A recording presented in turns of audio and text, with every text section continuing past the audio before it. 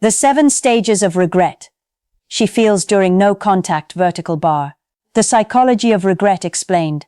Asterisk, asterisk, you think she's over there living her best life while you sit in silence wondering if you made the biggest mistake of yours. You think she's relieved. You think she's free. You think the moment you stopped calling, stopped chasing, stopped showing up, she just moved on like you never mattered. But here's what you don't understand. Silence doesn't let people forget. Silence makes them remember.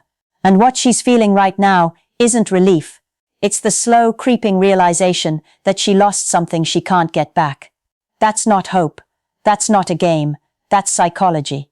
And today, I'm going to walk you through the 7 stages of regret she goes through during no contact, so you understand what's really happening on the other side of your silence, and more importantly, so you understand why you need to stay there.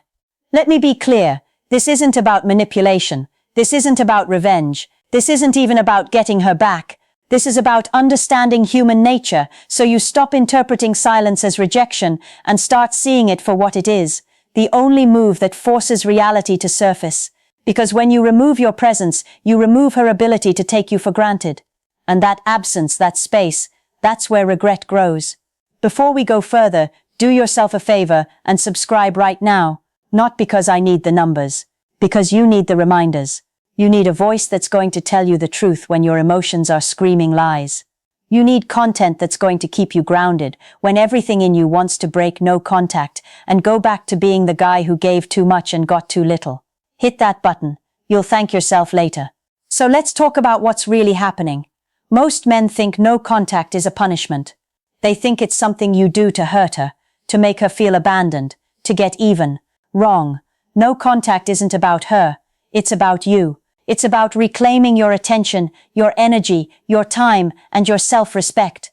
But here's the side effect. When you stop being available, when you stop filling the space, when you stop being the emotional safety net she took for granted, she starts to feel the weight of your absence. And that weight triggers something deep, something biological, something psychological. Regret. Now here's where most men screw it up. They think regret is instant. They think day 3 she's crying. Day 7 she's calling, day 14 she's begging, and when that doesn't happen they panic, they assume it's not working, they assume she doesn't care, they break, they reach out, they reset the clock, and they lose all the ground they gained. Don't be that guy, because regret doesn't move on your timeline, it moves through stages, and each stage builds on the last, so let's break them down. Stage 1, relief.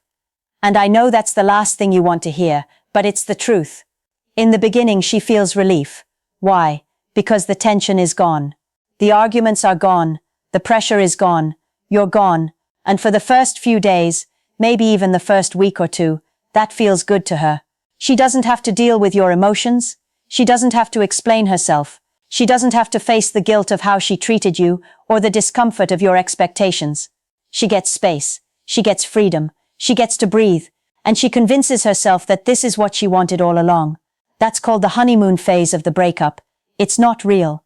It's avoidance. It's her nervous system coming down from the stress of the relationship. But it feels like relief.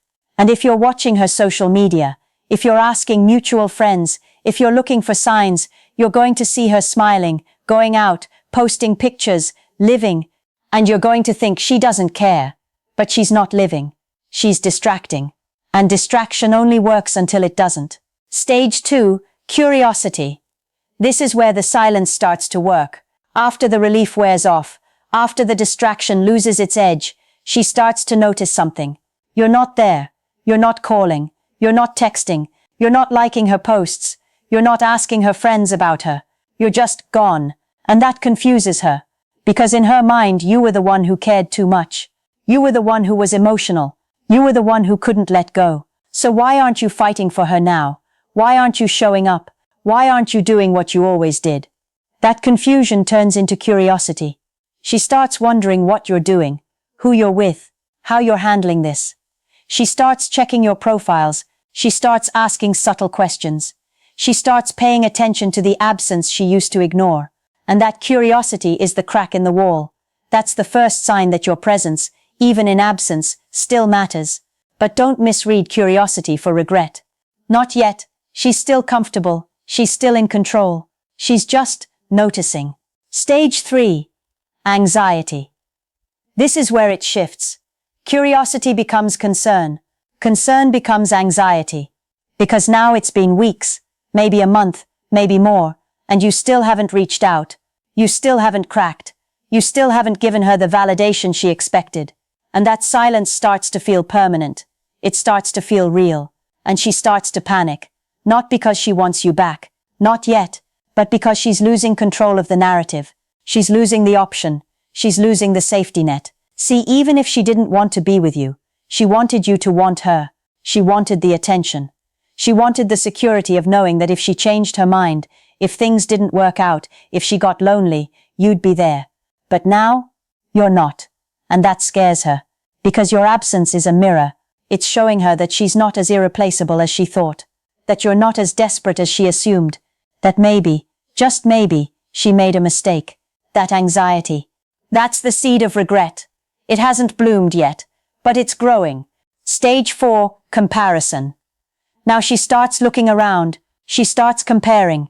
She starts replaying. She remembers the way you treated her, the way you showed up, the way you cared. And she compares that to what she has now.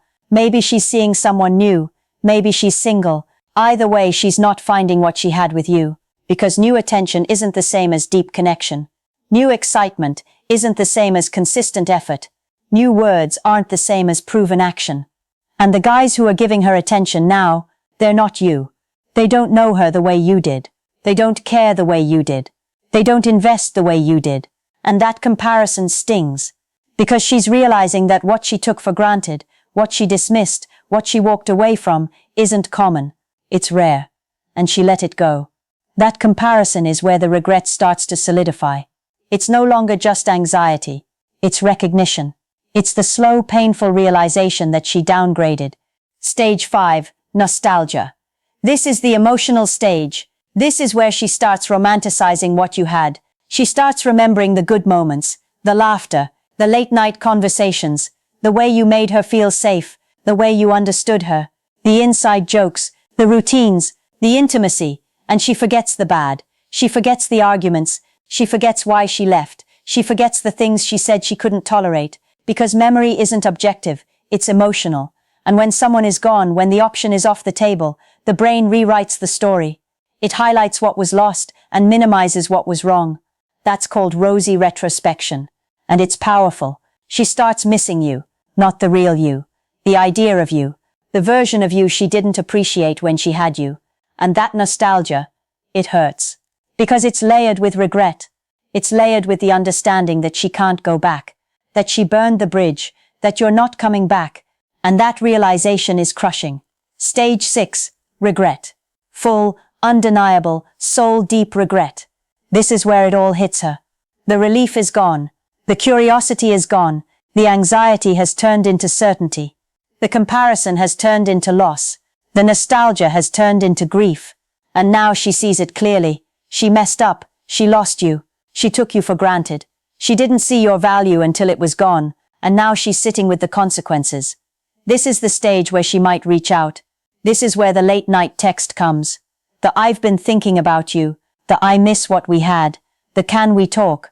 And here's where you need to be strong. Because that message isn't about you. It's about her. It's about her discomfort. It's about her need for relief. It's about her trying to ease the regret by reopening the door. But if you go back now, if you respond now, if you give in now, nothing has changed. She hasn't grown. She hasn't learned. She's just uncomfortable. And the moment you make her comfortable again, the regret disappears. The lesson disappears. The respect disappears. So don't move. Not yet. Let the regret do its work. Stage 7. Acceptance or action. This is the final stage. And it splits into two paths. Either she accepts the loss, processes the regret, and moves on, integrating the lesson into her next relationship. Or she takes real action. Not a text, not a breadcrumb. Real, accountable, vulnerable action. She acknowledges what she did wrong. She takes responsibility. She shows growth. She doesn't just say she misses you.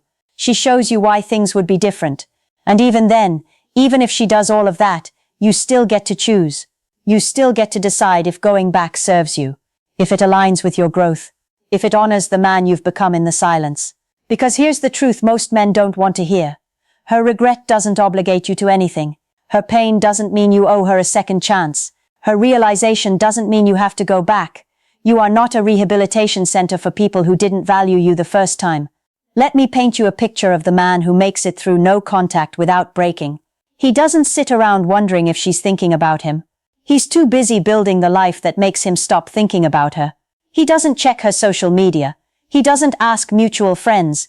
He doesn't keep tabs, because his attention is sacred and he's directing it toward his purpose, his health, his growth, his peace. He doesn't hate her. He doesn't wish her harm. He's just neutral. He's detached. He's moved his energy to things that actually move his life forward. He understands that silence isn't a strategy to win her back. It's a boundary to protect his self-respect. And if she comes back, he doesn't celebrate. He evaluates. He asks the hard questions. He doesn't let nostalgia cloud his judgment. He doesn't let loneliness override his standards. He knows that the version of her that left is the version he has data on. And unless there's evidence of real change, there's no reason to go back. That's the man who wins. Not because he gets her back, but because he gets himself back. So here's what you do right now. You stop checking. You stop wondering. You stop waiting. You redirect all of that emotional energy back into yourself. You hit the gym. You start the project. You read the book. You build the routine. You reconnect with your boys. You go to the place you've been putting off. You invest in the skill. You level up your environment. You become the version of yourself that doesn't need her validation to feel whole. You stop making her the center of your story, and you make yourself the main character again. And if she comes back, great. Evaluate. But if she doesn't, even better. Because you didn't waste months waiting. You spent them becoming. Here's the hard truth. You can't control what she feels. You can't control if she regrets it. You can't control if she realizes what she lost. But you can control what you do with the silence. You can control whether you break or build. You can control whether you stay stuck or you move forward. And the irony is this. The moment you stop needing her to feel regret, the moment you stop needing her to come back, the moment you fully invest in your own life, that's when you become the man she actually regrets losing. Not the desperate guy who chased, not the emotional guy who begged, the grounded, centered, self-respecting man who walked away and didn't look back. That guy is rare. That guy is valuable. That guy is the one she'll think about for years. But by the time she does, you'll be so far ahead, so deeply invested in your own growth, that it won't even matter. You are not the backup plan. You are not the safety net. You are not the guy who waits around hoping someone sees his value. You are the answer. You are the opportunity. You are the standard. And if someone walked away from that, that's their loss to process, not your burden to carry. If this hit you, if this gave you the clarity you needed, subscribe right now, because this channel is dedicated to giving you the truth that the world's too polite to say. The truth that keeps you strong when everyone else is telling you to chase. The truth that builds men who don't beg for love. They become it. Hit that subscribe button, turn on notifications, and join a community of men who are choosing self-respect over validation, growth over comfort, and silence over desperation. You belong here, and we're just getting started.